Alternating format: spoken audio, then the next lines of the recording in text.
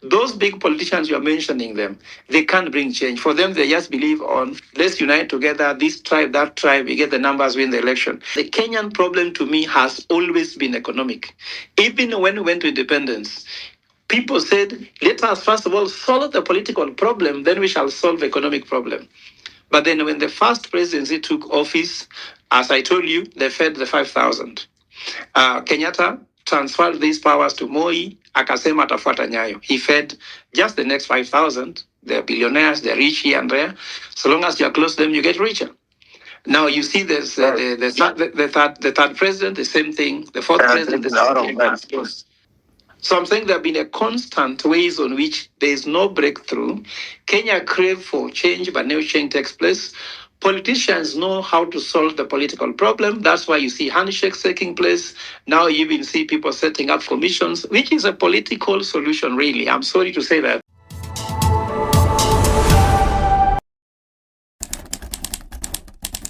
The way this country is being run today, I don't see any sign of breakthrough.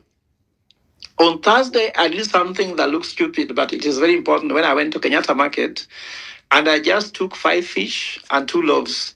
And I told people that, well, with 5 fish and 2 loaves, Jesus fed 5,000. But that was that time. This country has been run whereby the president and his people feeds only 5,000 people, which is simply a few people in the cabinet, his friends, family, friends, whatever that is, but just the inner circle, 5,000 people. They become billionaires, they become millionaires, while the 50 million Kenyans are poor. So I said we need to evolve, and evolve is my economic ideology. Evolve, I've explained it here. If anybody wants, can just Google what evolve is. Maybe if you get one of the clips, can explain. But we need to evolve from feeding only few people to feeding 50 million Kenyans. And that's why my symbol remain 5 fish and 2 loaves, multiplied to feed actually 50 million Kenyans. Now they're 56. So that could be a breakthrough. And the breakthrough is very clear in the evolve economic model, which I think that's not the way to explain it here. Only when one day that will be the topic, because I only have 2 minutes. The second thing is that June 25th signaled a revolution. And we thought it was going to be a revolution by the bullet, which means people do uprising and overthrow the government and install what they want. But that didn't happen. Now it's too risky to try that. So we want a ballot revolution. I've just seen the figures that if you combined the Gen Z, you combine millennials, you combine with the Gen X and the rest, they actually control over 70% of the vote.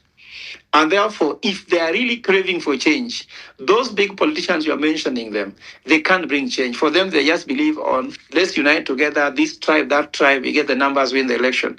I don't disagree that the tribal figures are still there, but I don't think that's what will revolutionize the country. The third reason, which is the final reason, is that the Kenyan problem to me has always been economic. Even when we went to independence, people said, let us first of all solve the political problem, then we shall solve economic problem. But then when the first presidency took office, as I told you, they fed the 5,000. Kenyatta transferred these powers to Moi, akasema atafuata nyayo. He fed just the next 5,000. They're billionaires, they're rich here and there. So long as you're close to them, you get richer. Now you see there's the third president, the same thing. The fourth president, the same thing. So I'm saying there have been a constant ways on which there is no breakthrough. Kenya crave for change, but no change takes place. Politicians know how to solve the political problem. That's why you see handshakes taking place. Now you even see people setting up commissions, which is a political solution, really. I'm sorry to say that. But I'll go to that topic when Debala come to it. So we must put economic problem at the forefront at the moment. And that's what about the third liberation. We cannot be going for a third liberation to solve a political problem. And I listen to all my leaders. I see they're just focusing on politics. How will we merge this community with that community and win the presidency? And they'll solve the political problem. The economic problem remains abundant. Healthcare is a problem. Education is an issue. Corruption is just the order of the day. And I abhor this system cannot deliver to Kenya what it wants. We want someone who is creative, who is an economist. And I've written an economic book which I'm using to do work for Rwanda. It has helped other countries. And I have that solution for the country. That's why I'm trying to say I put myself into the ring. Now, in the ring, Who wins that one depends on who has the right strategy. Everybody has a strategy until they're hit on the nose. But if I don't get punched on the nose, then I win the battle and actually can deliver the country.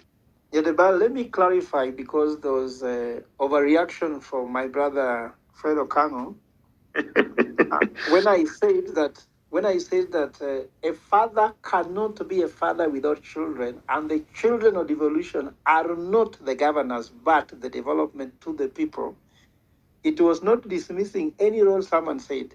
I was simply saying that as a father, you protect the children. It's not just giving birth, it's also taking care of them, they don't die.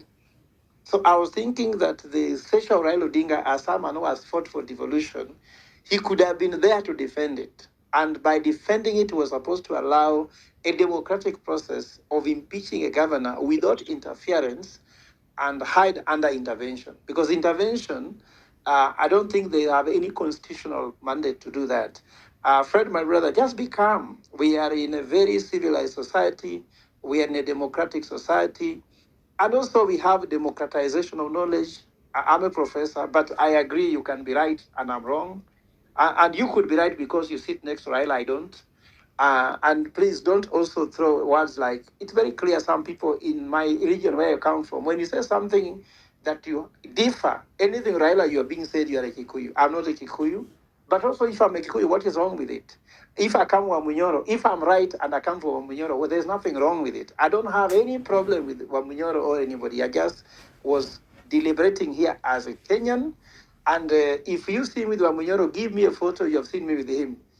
I'm running for president, not on Wamunyoro's ticket. So fair enough, what I'm trying to say is just distinguish the person and the ideas they have. You are having a high position in society, and therefore you should do so. Debal, if you allow me, before you make closing remarks, because there was a comment coming from this thing of the People's Restorative Commission, I will just take 2 minutes and give my submission, then I allow you. Will you allow me to do that, Debal? Yes, it's just sure. So in a quick rejoinder, we just had a feeling that this was a reaction out of what is called the People's Restorative Justice Commission that was launched on the eve of 25th of June 2025, which was a commemoration day. And I think that they have really responded poorly because they have gone against the law. My fellow professor Gitele Naituli actually expressed that. Secondly, history is rich with so many commissions, panel of experts, and task forces, and they're gathering dust. You can name them until now. You can talk about them until the sun actually rises tomorrow. If you look at the formation we have here in the team of experts, you see more of this being a broad-based task force rather than a task force that actually will deliver something. Because what is a panel of experts? What expertise actually are coming into this? And I want to tell people that the framing of this thing already looks like it is not actually expert-driven, because they have been framed as victims of protests and victims of protests. But for us, we don't think that's the way to do it. These are victims of state-sponsored violence, and they are victims of police brutality. You cannot just call them victims of protest as if it was just protests took place and they were just like, by the way. These people are targeted. They have been killed with clear intention from the state. They are state-sponsored. So calling them is just like wiping away their history. In fact, I want to say, Debal, why we call our commission People's Restorative Justice Commission. The main word here is restorative, and compensation is more restorative other than punitive. And with the restorative justice, there must be memorialization, there must be truth telling, there must be public acknowledgement and awareness, there must be collective remembrance of what happened, so that we have this thing called never again will someone really shoot the kids the way they are kids. No one will ever put up a gun and blow someone's brain on tarmac just because they are just carrying a flag, they are carrying water, and they are carrying a phone on their hand. This must be acknowledged and must be open confession. The president at some point confessed, then confession is not connected to this commission. In fact, this should be a moment where people should shake hands and really be honest. Truth cannot be hidden, and then you want justice. So truth must be here, and you cannot just do a blanket statement. And for us as people of the Restorative Justice Commission, we have a feeling that this is just trying to clean the air so that we can enter in politics of 2027. But this is not serious because compensation is not rhetorical. Compensation is financial. And I hear him saying, oh, you can have powers. There is no powers. The president has to dip his hands into the in the consolidated fund when he wants to. There is no budget. The parliament then should go and pass a supplementary budget for compensation. Because what if these people are offered 10,000 shillings and if they reject, then it's done. If they accept, then it's finished. I don't see something that is very interesting, and compensation should also be followed with justice. So there is no, they want to end by saying there is a constitutional mechanism to compensate these people that is given by court, and there is no need for a panel to come in and say they can compensate. Already there's a legal framework, there's a constitutional infrastructure to do this. It sits in the court, and therefore bringing a panel here is just about putting some people to earn salary. We don't know whether they'll do it or not. Thank you.